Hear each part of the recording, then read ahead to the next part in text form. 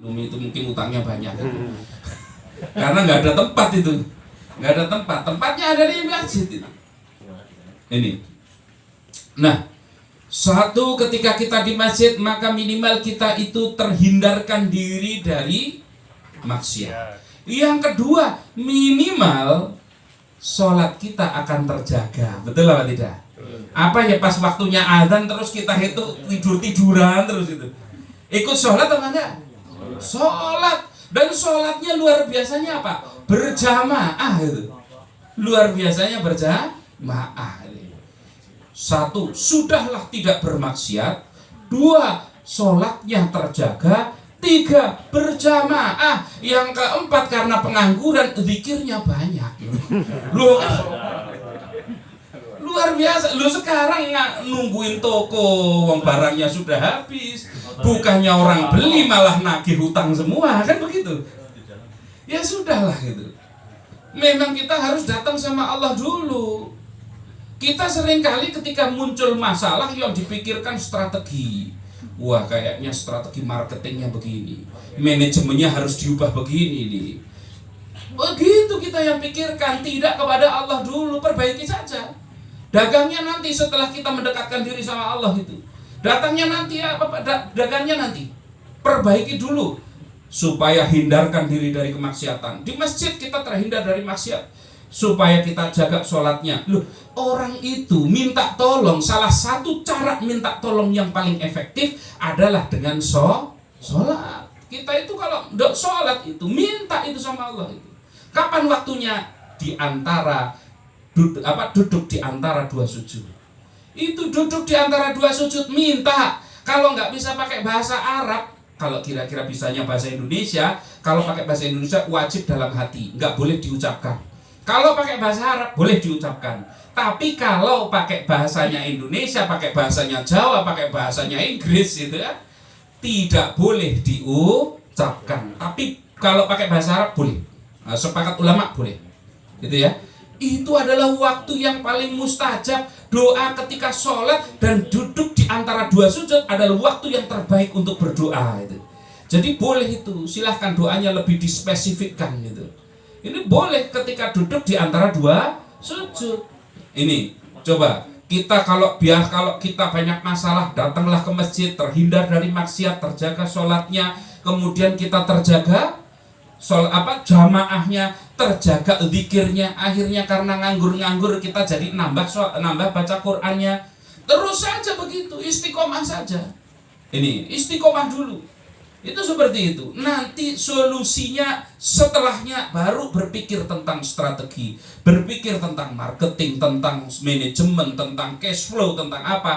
Silahkan, tapi perbaiki dulu urusannya dengan Allah. Kalau sudah diperbaiki manajemennya, perbaiki marketingnya, perbaiki cash flow-nya, perbaiki semuanya sudah diperbaiki, kok enggak jadi solusi, tidak usah susah, tidak usah bermasalah. Kenapa? Allah tetap pasti kasih solusi. Loh, buktinya apa? Buktinya bahwa yang namanya ikhtiar kita belum tentu solusi itu datang dari ikhtiar kita. Contohnya apa? Contohnya jamaah haji. Salah satu sunnah rukunnya jamaah haji adalah dia itu berlari kecil dari mana? Sofa ke Marwah. Apa? Kenapa itu dilakukan? Sejarahnya apa itu dilakukan? Karena sejarahnya adalah Ibunda Hajar, di mana ketika dia ditinggalkan atas perintah Allah Subhanahu wa taala, Nabi Ibrahim alaihissalam diperintahkan supaya meninggalkan istrinya Hajar bersama dengan putranya Ismail di tengah gurun pasir yang gersang. Di situ sudah ketika perbekalan sudah habis, sudah haus, sudah lapar. Ternyata gara-gara ditinggalkan, maka waktu itu ketika Nabi Ibrahim itu mau pergi meninggalkan, dia bertanya, istri ini bertanya kepada suaminya, yaitu Nabi Ibrahim, "Ya Rasulullah, apakah benar ketika engkau meninggalkan kami di tengah gurun pasir seperti ini, cuman berdua dengan Ismail ini atas perintah Allah?" Maka apa dijawabnya? "Ya, ini atas perintah Allah." Maka kemudian kata Ibunda Hajar? Maka dia pun menerima. "Kalau begitu saya ridho." Kira-kira kalau istri sekarang itu Kira-kira ini kalau istri zaman sekarang kira-kira kuat gak kira-kira? Insya Allah kalau istri zaman sekarang kuat kalau suaminya akhlaknya kayak Nabi Ibrahim. Sekarang kayak kita semua ini, akhlaknya kayak kita semua. Jadi ya pantas istrinya gak kayak Ibunda Hajar itu. Nah, ketika sudah ditinggalkan di tengah gurun, bekalnya sudah habis, air minumnya sudah habis, maka bingung ini. Waduh, padahal ini yang namanya Ismail itu sudah kehausan, nangis. Sementara air susu sudah tidak keluar. Maka kemudian ditaruh itu di tanah, ditaruh di pasir. Kemudian larilah ke sofa. Di situ ternyata dicari air karena dikira di situ ada air. Kalau panas banget kan ada namanya fata morgana. Nah, yang kelihatan dari jauh itu kok kayak air itu. Ya kalau kita pengen lihat fata morgana itu kalau di aspal itu, dari jauh kan kayak ada airnya itu. Setelah didekati ternyata tidak ada. Itu, wah di sofa itu ada air, didekati ternyata nggak ada. Begitu melihat ke Bukit Mara, wah di situ itu ada air, datang ke sana ternyata nggak ada. Bolak-balik. Ini yang terjadi. Ternyata hasil apa tidak? Hasil apa tidak?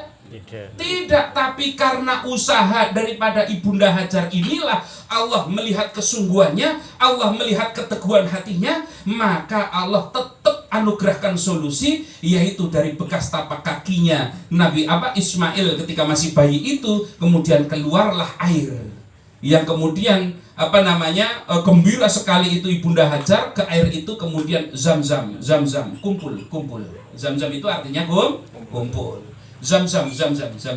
Berkumpul air itu, kemudian ternyata diminum, menyegarkannya luar biasa. Ternyata akhirnya diminumkan ke Ismail, menyegarkannya luar biasa. Airnya nggak berhenti, Pak. Airnya nambah terus, semakin lama semakin banyak. Itu hewan itu yang namanya burung.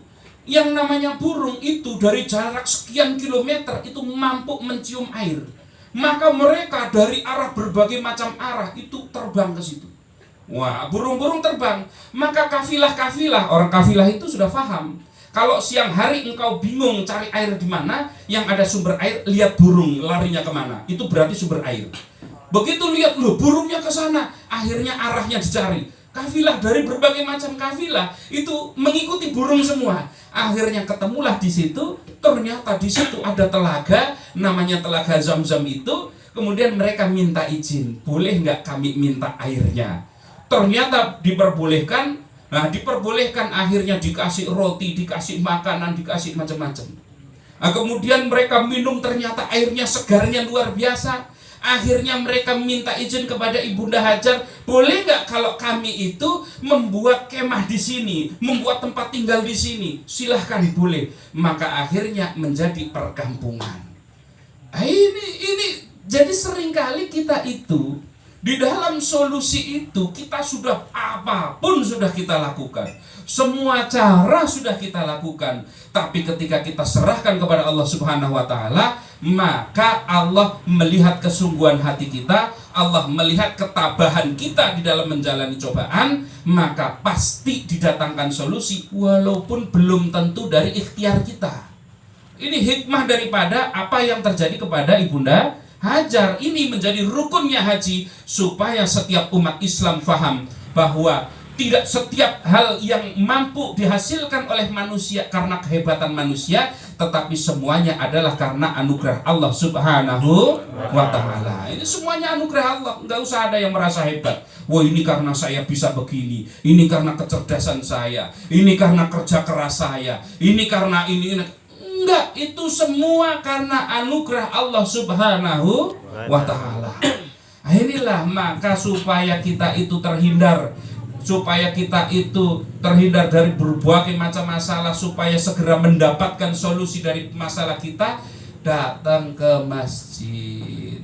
Maka seharusnya memang pengurus-pengurus masjid itu juga memberikan fasilitas. Fasilitas itu datang ke masjid ternyata ada kajian, datang ke masjid di situ ada majelis zikir, datang ke masjid di situ ada majelis sholawat, datang ke masjid ada majelis ilmu, datang ke masjid ada yang ibadah dan lain sebagainya. Kalau masjidnya makmur pasti orang semangat ke masjid. Lah sekarang datang ke masjid sepi. nggak ada temennya, kan begitu. Nggak ada temennya kalau datang ke masjid itu. Coba di luar jamnya itu, nggak ada, pas jamnya saja paling berapa orang kok, iya tak? Nah, apalagi kok di luar jamnya itu. Coba jam 9 pagi ke masjid, ada temennya apa nggak kira-kira? Nah, nggak ada, paling ada itu supir truk pas kebelet pipis sana ke masjid itu sering gitu kalau di tempat saya seperti itu. Baru pipis tok, nggak apa-apa pipis tok walaupun nggak sholat nggak apa-apa. Yang penting terbiasa dulu pergi ke masjid, itu saja. Kita juga sama, biasakan saja dulu pergi ke masjid walaupun belum langsung banyak sholatnya, walaupun belum langsung banyak zikirnya, walaupun belum langsung banyak infaknya, walaupun belum langsung banyak sholat, banyak zikir, banyak sholawat, walaupun belum semuanya. Qurannya bacanya sedikit, tidak apa. Karena minimal ketika kita istiqomah ke masjid, terhindarkan dari maksiat, terjaga sholatnya, berjamaah, berzikir, semuanya terjaga. Itu adalah cara yang paling mudah untuk kita mendekatkan diri kepada Allah Subhanahu wa Ta'ala. Ini makanya perlu ini PR.